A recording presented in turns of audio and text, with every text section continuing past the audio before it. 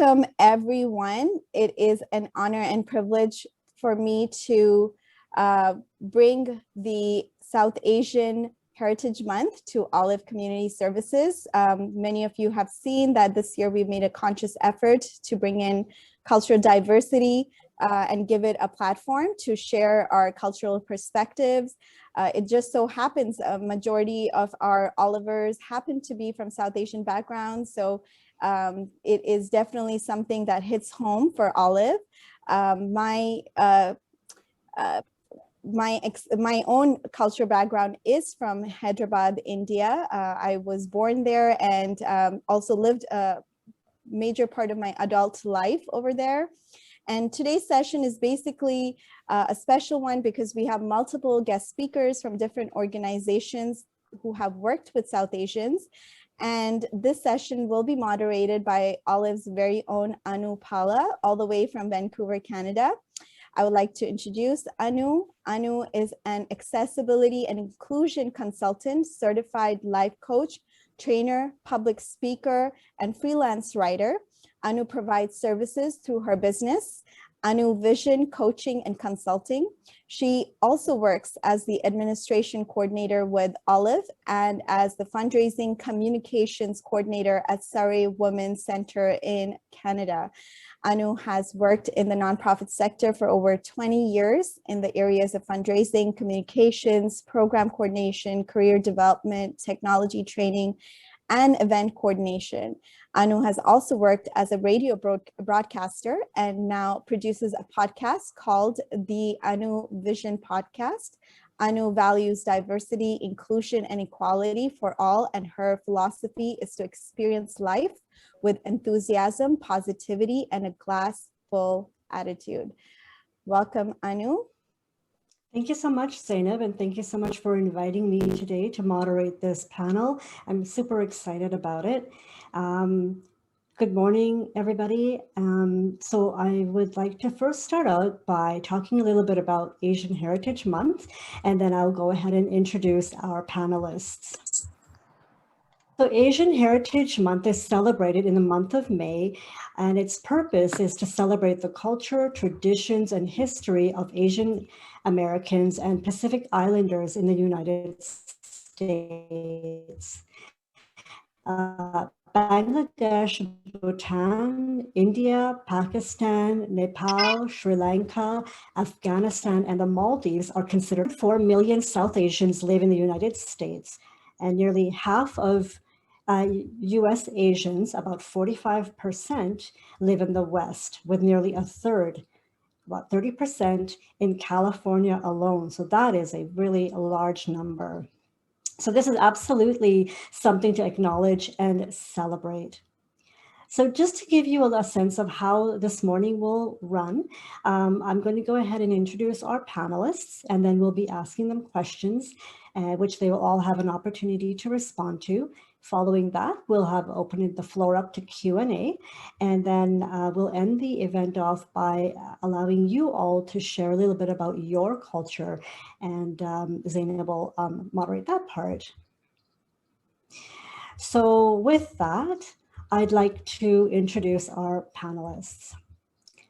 Alicia Gupta serves as the development manager at South Asian Helpline and referral agency, SAHARA, and is a first-generation Indian American. Alicia has worked in the nonprofit world for almost 25 years. She started her career at a domestic violence shelter as a teacher to abused children, working to help people in need. That's something that comes naturally to Alicia, and she truly feels every human must do their part to help one another. So welcome, Alicia. Thank you so much. Zainab Saida currently serves as the interim executive director at the South Asian Network. Previously, Zainab served as the manager of community outreach and volunteer engagement. She is committed to serving marginalized communities and seeks to uplift those around her, hoping to dismantle and overcome structural inequalities that often keep communities from progressing. Zainab is interested in immigration law and cross-community organizing amongst communities of color. Zainab earned her Bachelor's of Arts in International Studies with a focus on South Asia from the California State University, Long Beach. Throughout her undergraduate career, Zainab has worked with communities in the UK, Turkey, and Pakistan. So welcome, Zainab. Thank you. And a board member with Ekta Center.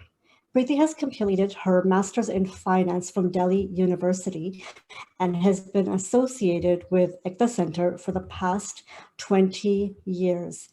Preeti has been managing the Ekta Center facility, regular programs and classes offered by the organization, including language classes, music, arts, and other cultural activities. Preeti has organized programs at Ekta, including a citizenship seminar with Asian Americans, advancing justice. More recently, she has been focusing on establishing infrastructure for South Asian Seniors Association by organizing and moderating Zoom meetings and facilitating dance and other classes. Preeti loves to reach out to seniors and see a smile on their face. So welcome, Preeti. Thank you. So I'd like to start out by asking the panelists this question, and we'll go in this order. So we'll start with Alicia, Zainab, and then Preeti. Okay? So please briefly tell us a little bit about your organization, the demographics you serve, and the services you provide. Okay, so like Anu said, my name is Alicia Gupta. I'm the development manager at the South Asian Helpline and Referral Agency, also known as SAHARA. This year, we'll be celebrating our 30 years of community-based organization that assists members of the South Asian community with healthcare and access, immigration support, mental health, legal aid, and provide advocacy, case management, housing, and any kind of resources that they need based on gender-based violence, domestic violence, sexual assault, and elderly abuse. We initially started off as an organization solely working towards the South Asian survivors of domestic violence. Due to language and cultural barriers, there was a continuous need to help the survivors with greater needs. However, seeing so many different parallels needed, the community grew and we understood how immigration policies, poverty, discrimination, racism, healthcare were all very important for us to get the community help in. We have provided most of our services in a more holistic approach and support all survivors of all abuse. Okay, great, thank you. So now we'll go on to Zainab. Thank you so much. As Anu mentioned, my name is Zainab Saida. I'm the interim executive director at the South Asian Network. We are an organization that came together in 1990 and have been providing direct services to the South Asian community here in Southern California in the areas of healthcare access, gender-based violence, and civil and immigrant rights and civic engagement. Our target community is really low income, limited English proficient South Asians in the community. We don't close our doors to anyone. Anyone is welcome. So we do provide services to a very diverse community. And all of our services are in language, and that's sort of the edge that we bring is providing in-language support. Our materials are all translated, and we have done in the last year a lot of work around COVID-19 relief as well, and meeting the immediate needs of the community. Thank you. Okay, excellent. Thank you. And Preeti. Hey, so my name is Preeti, and as Anu mentioned, I've been associated with Ekta Center in Irvine, in Orange County for more than 20 years. I'm one of their board members. And then we have been providing cultural activities to the youth in the community. And with the youth, we came to know their parents, and those parents have also aged with us, in the last 20 years. So we felt the need to have some sort of a senior community that we can build in the area for the South Asian community. And so with that thought, we started South Asian Senior Association, which is a senior wing of Ekta Center. You can look at it that way. And then we have been providing and bringing together seniors in the community. One of your Olive members is also a member of our senior group. I think Sophie, I don't know if she's there today, but yeah, and she helped, she filed her citizenship papers through us, and she's a very active Olive member, I believe. So what we try to do is to bring joy and, in the lives of seniors. And in order to do that, we came up with this idea of having intergenerational meetings for seniors. So we always have our youth, in a senior meeting. It's never just a speaker come in and leaves after, having an educational program. So we try to combine it.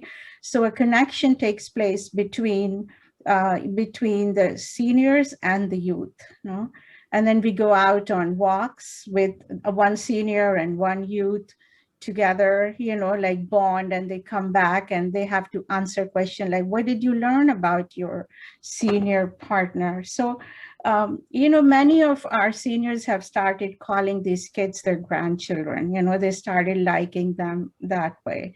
So, and then we find that because we have connection with the teachers in the community, we try to bring in, classes for the seniors, which are, by the way, open to all, and it's on Zoom, so anyone from anywhere can join these days. And these are Bollywood dance classes, these are Indian vocal music, vocal classes. Then we have the somatic dance and movement classes. So, we are just trying, because in this area, there was no organization like SAN on SAHARA in Orange County. So we are just trying to, build up a community, and for the services that we can provide legally, like domestic abuse or mental health. And so we collaborate for those kind of things with SAN and SAHARA and Olives, and we, refer our members if they need, let's say somebody needs a mental health one-on-one, session, then we would refer them to Ravina, for example, So this is how we have been working. We plan to grow and, just work in collaboration with all other South Asian organizations, California. That's wonderful. I really want to commend all of you for the amazing work that you are doing. You're all truly making such a huge impact. So well done, and keep up the great work. I want to move on to my next question now. What are some of the key challenges you face as an organization? So Alicia? Yes. So considering the past administration with the Trump administration, we have had a lot of anti-racial issues with most of our work that we've done.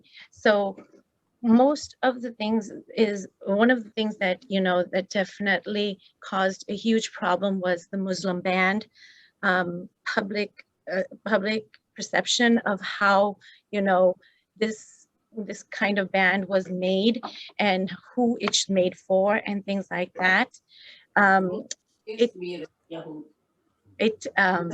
And hi, can you guys hear me? Go ahead. Okay, and it nearly just, kind of gave a huge immigration problem to asylum refugees and survivors of human trafficking and gender-based violence.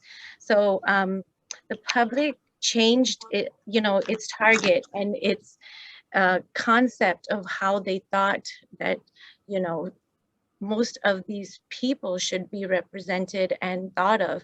So one of the things that we've done is that we've provided them with a security and help them to try to understand that, it's not targeted towards you only, it's targeted towards a broader picture, and gave them the security as a group, as a community, to let them know that, we are here for you at SAHARA.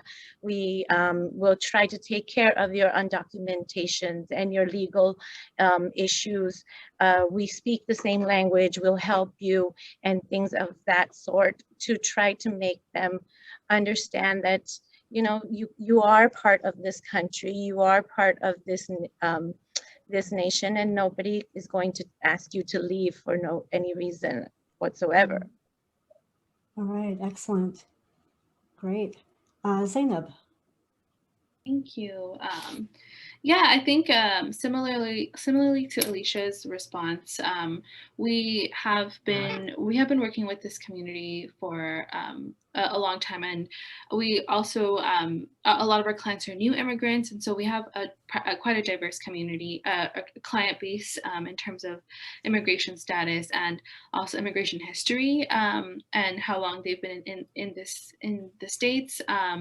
So there's quite a few things that we face in terms of challenges when we're working on sensitive topics such as domestic violence, sexual assault, and mental health. Like, these are topics that are very sensitive, considered taboo in the community. And so when doing outreach around them, there's one, often pushback, but also two, it's really trying to have some, like, building a trust with community members, that their information is safe, that they are that they can come to us and move forward in their lives and address the situations that they're in.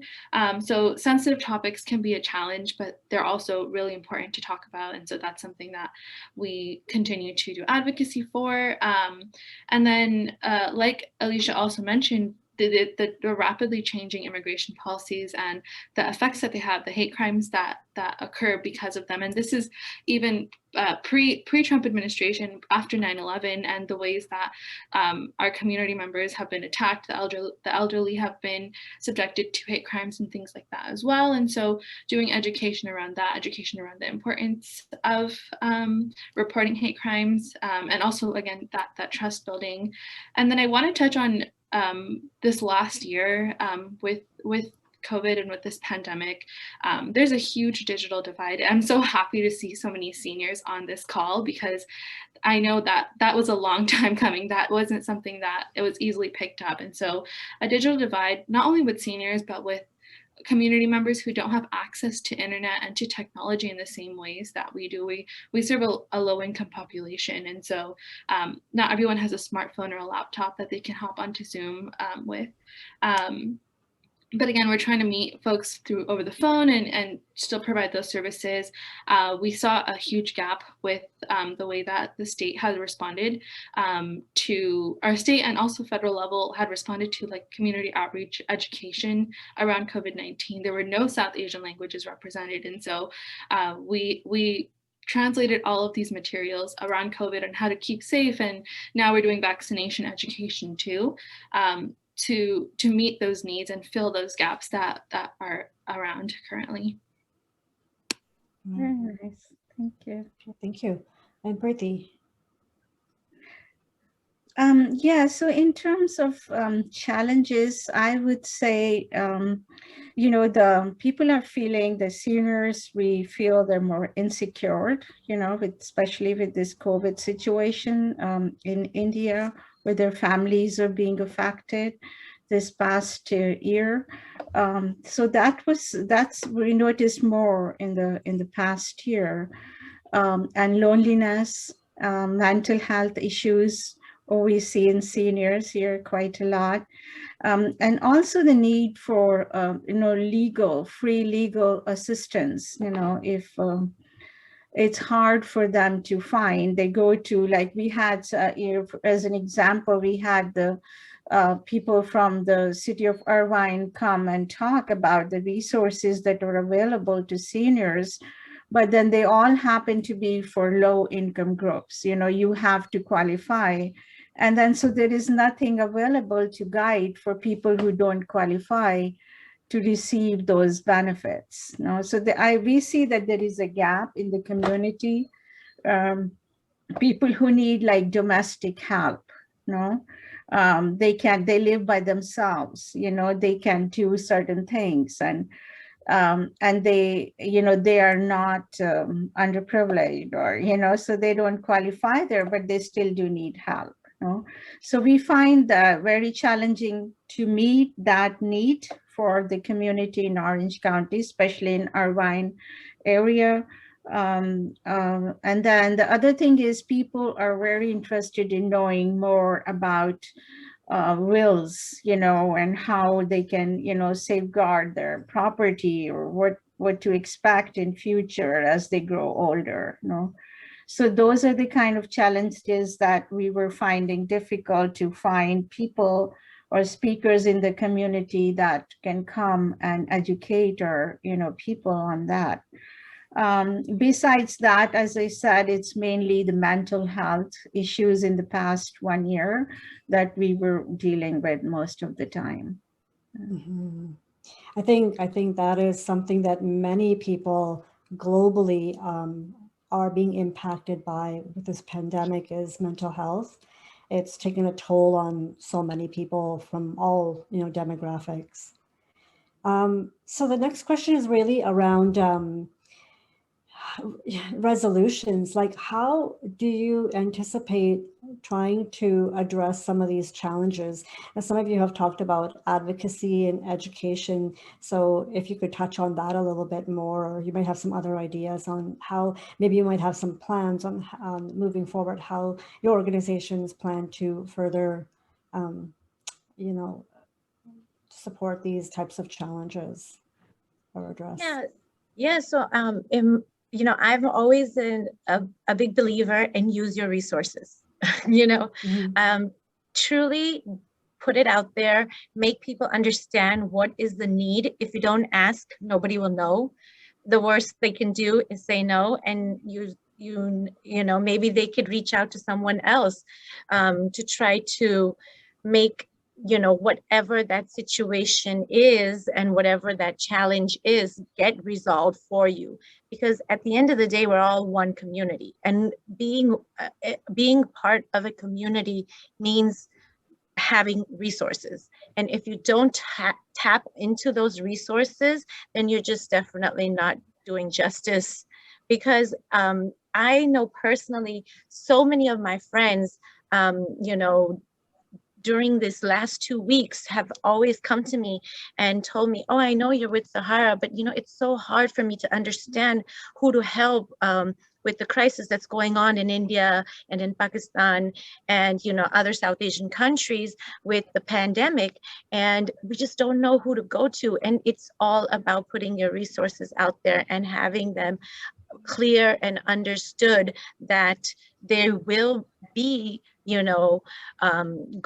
that your money, that your help will be going to the right people. So it's just, I truly feel that let everybody know what you do, and it's not just about getting your resources in a monetary way, but it's also reaching out and helping somebody. You never know, a friend of a friend might need counseling in mental health. A friend of a friend might need, some kind of domestic violence shelter. And, they just know that there's something out there for them. Yeah, absolutely. There's a lot of power when it comes to networking. It's a lot of power, absolutely. Yeah, absolutely. And used in the most positive way, you'll be surprised. I feel like there's a higher being that helps you. Absolutely, I agree. Yeah, Zainab or Preeti, would you like to chime in?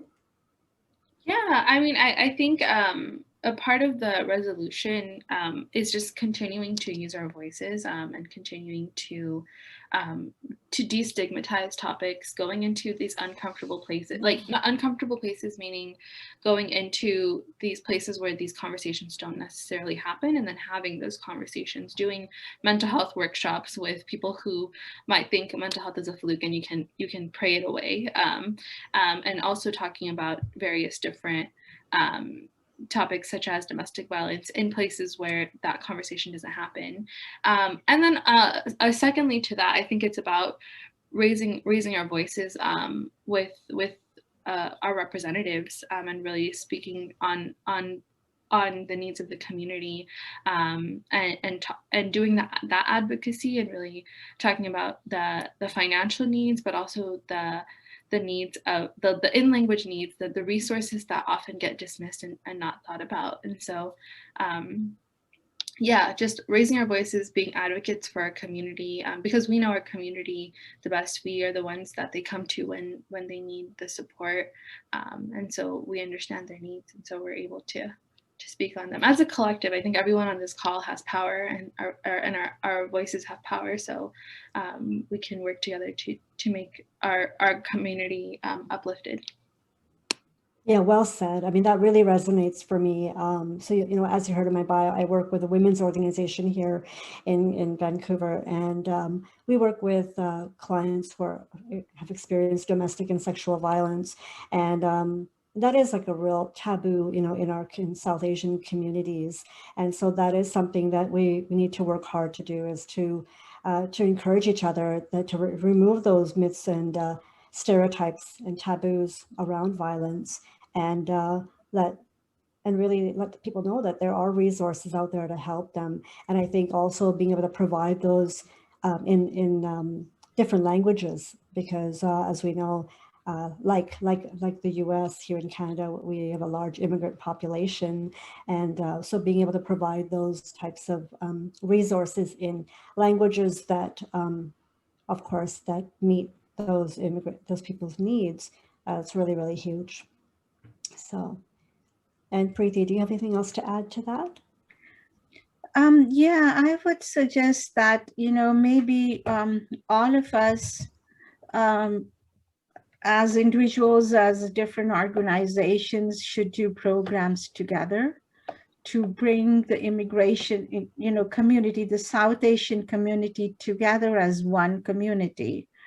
That I think we all are doing great work in our own areas, but when it comes to, let's say, this Asian American advancing justice, you know them by their name, and though they have different chapters and different, you know, so if we can bring in our community together by celebrating, for example, different festivals together, or you know, doing a webinar together, you know, and talking like we're doing today. It's a very great example. So that way we also educate each other, you know, on different cultures, and remove some of the, you know, like whatever questions people might have. And, you know, just give you an example. I recently visited Bahrain. My daughter lives there, and I loved the culture, you know, and I had no insight into their culture until, you know, I had the opportunity to visit them. And I find it so much similar to the place where I grew up in India, you know. So there are many similarities, more similarities than differences. And if we can just point out, you know, and try to encourage people to, you know, notice those and celebrate those together and have fun. At the end of the day, it's all about, you know, enjoying life together on this planet. Yeah, beautifully said. Really, really beautiful. Just want to be mindful of the time. So if I could just ask but most of you, I think all of you touched on the pandemic and how that has impacted your clients. Is there anything else you want to add, maybe in 1 minute, that has particularly impacted your clients over the past year as a result of the pandemic? Yes, I just wanted to say, Preeti, I 100% agree with you. I think it is so important for all us organizations in Southern California to collaborate together and make it a bigger and stronger and kick butt kind of, organization that serves all kinds of needs for all kinds of communities. I think, the saying where you say that you stand so much stronger when you're all together, it applies so much with us. So those power numbers. Power numbers, thank you. Yeah, Yes, because at the end of the day, we're all trying to, meet the same goal, is to serve our community. So I truly feel that that's the most important thing, and would like to leave the audience knowing that please don't get confused with the different organizations. We're all here to serve you.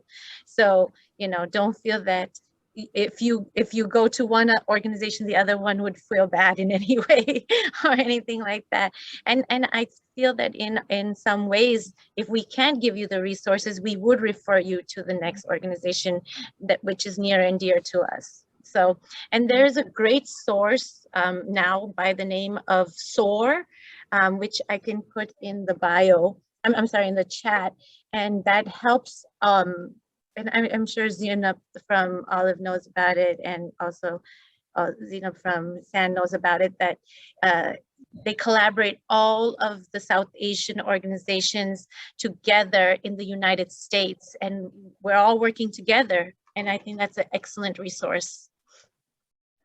Thank you so much for sharing that resources. Yeah, I'd like to say that they're like Alicia said, that there's power in numbers, like Anu said, that there's power in numbers, and that we as a community, we went through a lot this last year, and our client base went through a lot. People lost their jobs, people lost family members, people are continuing to with the situation in India. So take care of yourselves, take care of each other, and and reach out to any one of us on this call. We're all here, and bottom line is we're here for the community. So we're here for that. And yeah, I don't want to take up too much time because I know we're short. So yeah, 1 hour goes by so quickly. So yeah, so Preeti, if you want to say something really quickly in 30 seconds, because I'd like to open it up for Q&A. Okay, I would just like to invite all the audience, all the participants to these dance classes that we offer. They're free of charge, and they're for seniors, Bollywood dancing, music, or therapy, whatever you want. There are 3-4 classes. If you're interested, you can reach out to me, and I'll be happy to share with all the participants and all different organizations that we have today. Excellent. Thank you so much for that.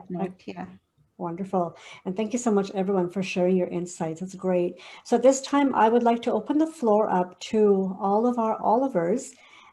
You've had the opportunity to hear all of our speakers, and I wanted to open it up for questions. Can we have the information about the dance classes put in the chat? Yes, I will do that. Can I just put my email there? Because I have the flyers for each dance class. Sure, like there is one on Thursday, there is one on Monday, there is one on, so we have 3, 4. If you send me an email, that would be best. I can send you the flyer and the waiver, the liability waiver, and other information. Preeti, so, go ahead and send it to me. I know you and I are in contact. Yes, I'll share with Rubina, no problem. Yeah, that's what I meant. Yeah, I wouldn't know there. So here it is, sasa@ektacenter.org. So what do I do? Do I share the email or I just send it to you? You can send it to me on text and Okay. I'll share it with I will them. do that. Perfect. Okay, thanks. Mhm. Yeah, any other questions? I have a question. Have any of you done in the recent South Asian and Asian Pacific Islander hate crimes happening all over the country? How have you taken steps to help the community and, stay safe and, educate them about these happenings that are happening around us? So we at SAHARA have definitely, provided the resources of our therapist. So, we have a 24-hour hotline that you could call. And if you would like to, speak to any of the therapists, that you can do so regarding any of these hate crimes and things of that sort. Yeah, we also have been just putting out our materials around hate crimes awareness in our community. And we've also just been working with our partners in other Asian American organizations to have these larger conversations on what we can do as a collective to build power and sort of provide better resources for the community, but also do some advocacy on a higher level to provide protections for our community. Hold on one second. Has anyone been offering students years? Because I'm very interested in that. You got cut off. Can you repeat the question?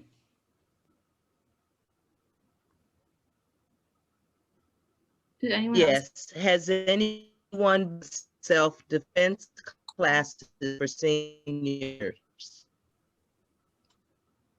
Self-defense classes for seniors. So currently we've only had seniors ask for technology classes. So yeah, am I correct or am I right? Yeah, So I guess now that it is opening up as far as, California is concerned, this is something that we could definitely take into consideration and do, sister, if you are interested, and any of the other Olivers are interested, we could definitely try to organize something like that. That's a great idea, Sister Hakika. Yes, Yeah. very good idea. I want to add, unless Sani, if you want to take your turn, am I out of turn? Okay. I just want to add that, we had the Irvine Police Department come over at one of our meetings and educate people about personal safety, about, keeping your garage door closed and things like that. So, you can look into inviting someone from the city or and having a webinar or some sort of a conversation with them on just something to begin with. Of course, we can have like self-defense classes or but something just general that they will cover very well. So we had the city, Irvine PD came over and they covered it very well for our seniors. It's something they all want to know. Yeah. It's an important topic for sure. Yeah. All right. So we have time for one more final question, and then we're going to hand it over to Zainab. So I have a question. I wanted to know if you have any type of Asian festivals or things related to your culture that would be coming up either online or probably not in person yet, so that we could familiarize ourselves more with what your cultural festivals are. And it would be of interest to me because I'm African American and I don't know very much about it. Well, yes, actually, we would definitely start, doing festivals coming up. I think the most recent festival would probably be Raksha Bandhan, if I'm not mistaken. And then one festival just finished was Holi, and then Eid, of course.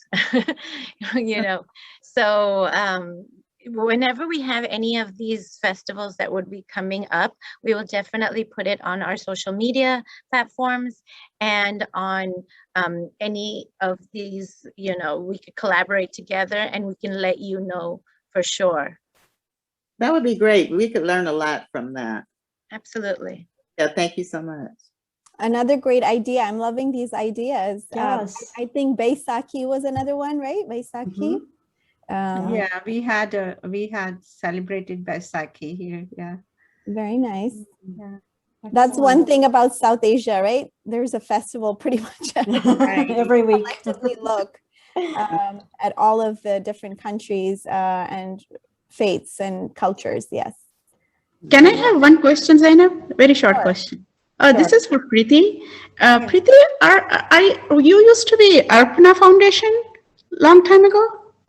Arpana Foundation is a dance company that is renting from Ekta Center space where, you know, so like we have Nakul Mahajan, his, you know, he runs space from us, and then we had Arpana Dance Foundation, but it's separate from Ekta Center. Ekta Center has its board members and, you know, it just functions as a separate nonprofit. Okay, thank you. Yeah, no problem. Excellent. I'm going to have to wrap up here and for this portion of the program. And I just want to thank all the panelists for all of you for taking time out of your very busy schedules to be with us today and share all this amazing information as well as ideas for collaboration. So with that, thank you again so much. And I would like to pass it over to Zainab. All right. Well, I'm going to be passing it off to my dear Olivers present in the audience. Like I mentioned, a majority of our Olivers happen to be from the South Asian backgrounds. So one by one, I would like to request you all to obviously share your name. We do have some new members in the audience, so they would also love to know your name. So share your name, your country of origin or heritage, and what languages you speak, and also a cultural tradition or festival, or even a little practice that you do on a cultural basis that you would love our younger generation to continue, even if they are living out here in the United States. So basically 3 questions: or country of origin, language, and a culture or tradition that you would like to continue with the future generations. So I'm going to start putting some Olivers on the spot, if you don't mind. I know Sister Ismet is all ready for today. So here we go. Sister Ismet, welcome. I followed your instructions, Zainab. Yes. I'm going to look like a Kashmiri, but it's no way close to that. But whatever stuff I had with me, I just used that to look like one. And my name is Ismet Shamiri, and I come from the beautiful valley of Kashmir. And I'm here in America with my children are here, so that is how I'm here. And I can speak Kashmiri, I can even speak Punjabi, I can speak Hindi, I can speak Urdu and English, of course. That is international language now. What is the tradition that you would like to share? One thing I want to tell you about, this is a famous, I think it is Sadi, a Persian poet, who wrote this couplet about Kashmir. He said, Agar firdos barroe zami ast, hami asto, hami asto, hami ast. It means Agar firdos is Jannat. If there is heaven on earth, it is here, it is here, it is here in Kashmir. So I gave you the whole thing in just these 2 lines. So Kashmir is beautiful in every way. And festivals, in Kashmir, we celebrate all the festivals. We are there. If it is a Diwali, we celebrate Diwali. If there is Eid, we celebrate Eid. If there is anything to do with Guru Nanak, or I have a Gurdwara just next to my house. So we know all the cultures. It's not just we know one culture or one religion. We know the Christianity, of course, Christmas is celebrated like, by all. Yeah, we wish our friends who are Christians, we wish them on their festivals. Yeah, I had a Hindu friend, and she had two small boys, and on Eid they would tell their mother, where are our new clothes? Our friends are wearing new clothes. Go buy. It's Eid. So it's a beautiful environment we have grown up with. Beautiful. Thank you so much for sharing, Sister Ismet. I'm going to have Sister Shamim share her culture. Okay, I'm from Hyderabad, India, and our culture is very rich. And I mean, it is so hard for children to kind of,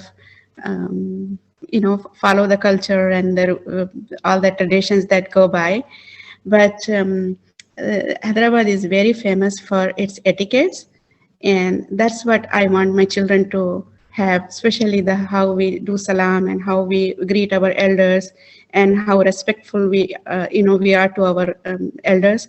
That's one thing I really want them to kind of learn and practice in their lives.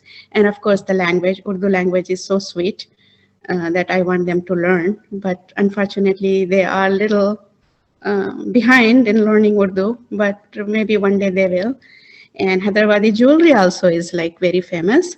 And I would like to share just one piece of jewelry with you because this is my favorite. This is called Zanjeer. It's made out of gold. It's kind of like investment for a lot of people. And this is usually given to the bride by her mother. If the mother doesn't give, the mother-in-law gives it to her. So basically all of us have this. And it's called chandanhar or pulhar, and basically in the plain words they call it zanjeer. So it's like a 3 to 5 layers of gold petals or pool or sometimes diamonds. And this is my favorite, and this one tradition my daughter loves. So she always, no matter where she goes, what she wears, she puts this one on. So I hope she follows the other traditions and language also. But this is her favorite, and I'm very proud to be a Hyderabadi Indian. Yes. Thank you. Thank you.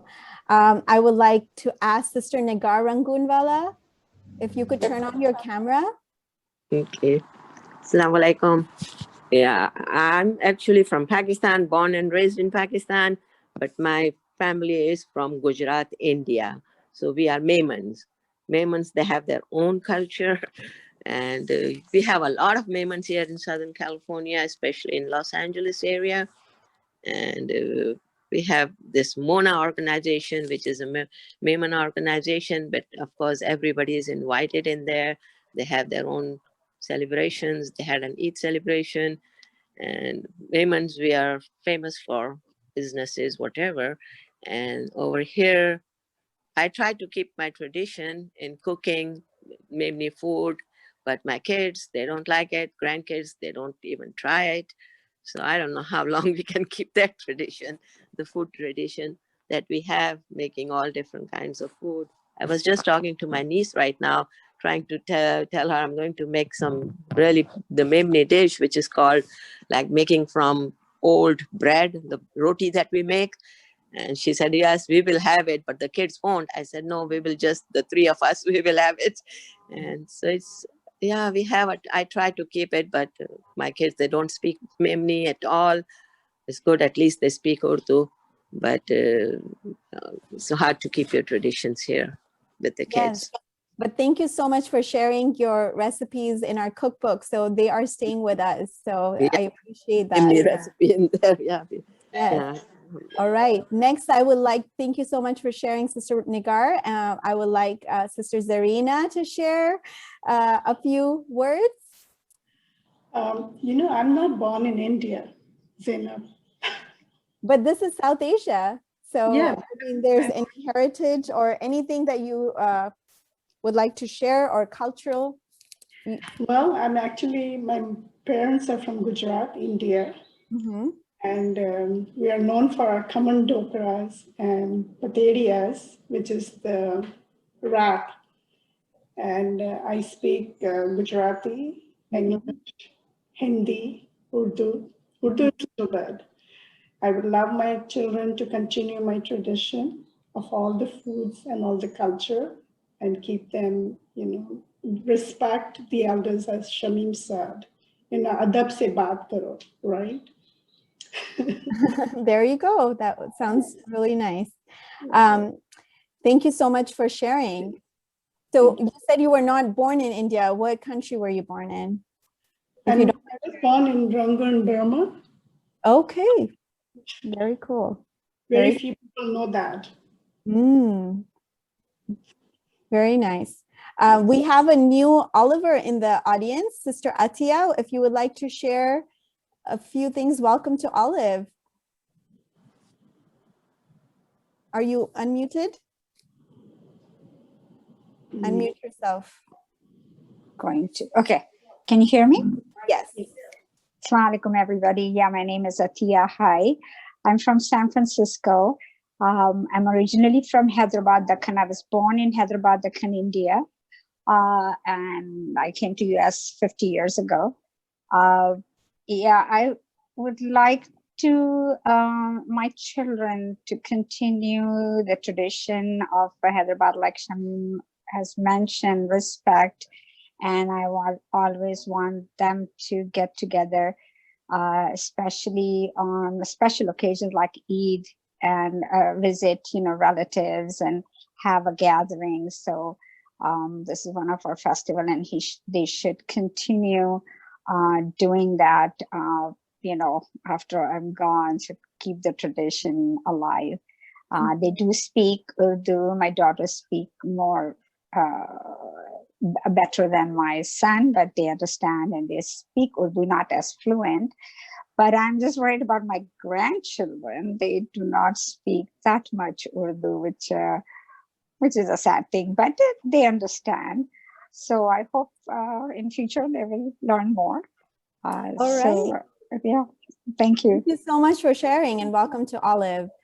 Thank you. I would like our board member and president, Rubina Chaudhry, if you can come on, or if you are on. Let's see, where are you? Yeah, I'm here. I'm listening and participating and multitasking. Uh-huh. I think for me, what I want to share is about a year ago, my granddaughter was talking to my daughter, and they were making different things. And actually it was my granddaughter who said, we should keep our traditions alive. We should learn more things. And I think what this conversation is reminding me is that I need to invest some time into it. I know food traditions are good traditions to keep together. But what I'm finding is that every time I want to make something and do something, and my children come and say, we don't work hard, don't do this. So then in the end, we end up, bringing food in. So I think I'm going to have to come to a point where I'm more insistent or something. I think it's just another, I'm getting a very strong feeling that we have to, at an individual level, make a priority, because otherwise just life takes over, and you're in with what you are in, and it becomes like, what do they say, English is now Hinglish or something like that, all mixed up, and part of it is evolution. Mm-hmm. Mm-hmm. And part of it is that it is going to happen, that it is evolution. And I'm sure I'm part of panel, two-day panel yesterday and today for accessing LA. So part of what I've been doing is, getting my stuff ready for the 1 o'clock. Mm-hmm. And that is accessing opportunities, and it's done in conjunction with celebrating the South Asian Heritage Month. Mm-hmm. So most of the speakers are South Asian business owners there. But no, I shouldn't say most, majority are, not all are, but majority are. So, all organizations are recognizing the South Asian Heritage Month. Right, that's right. Yeah. Could you share your heritage of origin or country of origin, or I guess state? I was born in India. Yes. Where in India? In Punjab. In Punjab. And any other languages do you speak, Sister Rubina? Punjabi, Hindi, make an attempt at Urdu, but mostly functional in English, maybe tidbits of French, but mostly functional in English. Oh, okay. This is beautiful. I'm loving all the inputs and they want a potluck. I'm seeing a potluck suggestion. Nita, are you able to turn on your camera? Let's see. Are you there? I'm here. Okay, please go ahead and share. We can. I'll give everybody a minute. I know we're a little over time, but So real quick, I know this was a fantastic panel. I just get so taken back in time and taken back to my country, and I feel so nice about it. Even though we live here, we've come here. But then bottom line, we have come to this country, which is a huge melting pot, has brought so many cultures and all of us together. And the only thing new with me is like, I have come here now, my children are older. I guess my children now, she just got engaged. And I see like, she chose somebody who is a South Asian from another country, but a South Asian. And how we have been raised to look at this one with a different eye and this one different eye. And I think the children bring back to us the perspective like everybody is the same. So just long story short, I'm just trying to say like all cultures coming together brings so much beauty in it. And I think the children nowadays of the next generation, Generation X or millennials are bringing that back to us and bringing it like we are whole. And I just love that about their viewpoint. So this weekend there was a wedding and it was a combination of India, Pakistan, Bangladesh. And it was so beautiful. Like it was a mixed culture and everybody's coming together. And I told everybody, hey, once upon a time, we were all just one country, so it was nice. And, I hope that feeling we continue to share with our children. And, that's what all we can do is influence them with our values and principles that, that we all grew up with. So thank you, Zainab, for this. I'm from India, but lived in Africa before coming to the States. Yeah. So much, Nita, for sharing. At this time, I will not put anybody on the spot, but if anybody would like to share, please speak up and I will put the spotlight on you. You would have to turn on your camera. So any other Olivers in the group that want to share their culture and heritage, this is the time. All right, I'm going to give it a few seconds. Without mention of biryani, Hyderabad is incomplete. Okay. So that's another aspect of Hyderabadi culture. Yes, yes. Let's do biryani potluck. Biryani, or I've always thought about doing a biryani cook-off. We hear of chili cook-offs because if you think about it, biryani is something that started off has its roots actually in Persia, in Iran, and it was brought to the Indian subcontinent. So every part of the country, even if it's Pakistan, Bangladesh, everyone has their version of biryani. So a biryani potluck would be great. That way we get to eat biryani from different parts of the South Asian subcontinent or their version of a rice and meat dish. If there is nobody else who has... So I was just going to say, Zainab, at Sahara, we've collaborated with Kitchen Queens, and that's a great idea. It's like almost to 4,000 subscribers of Kitchen Queens, and they actually always are looking for great ideas. And I think we should do a biryani cook-off, and we should have like the Kitchen Queen winner with them. So I'm going to definitely put that idea out there with them. Oh man, I should have patented that idea. I know. Okay, yeah, it's been a dream. I give you full credit. I'm going to put your name and Olive on How it. sweet, how sweet. No, that is important because we hear about chili cook-offs and there's so many different types of chili. Yes. So might as well do something that is very common for a lot of Yes. cultures. So thank you, everyone. From the bottom of my heart, I appreciate all the enthusiasm in the room. Yes. Zainab, are you at a Mehndi or it's just the background? Oh, this is just the background. This is how I'm feeling right now. Very festive, very colorful, celebrating a heritage that's full of color, full of diversity. And I pray for the safety of those, far away from us during this very trying time. Pray for peace in, South Asian subcontinent, raising a child over here with a diverse background and empowering them with their diversity is always pleasurable.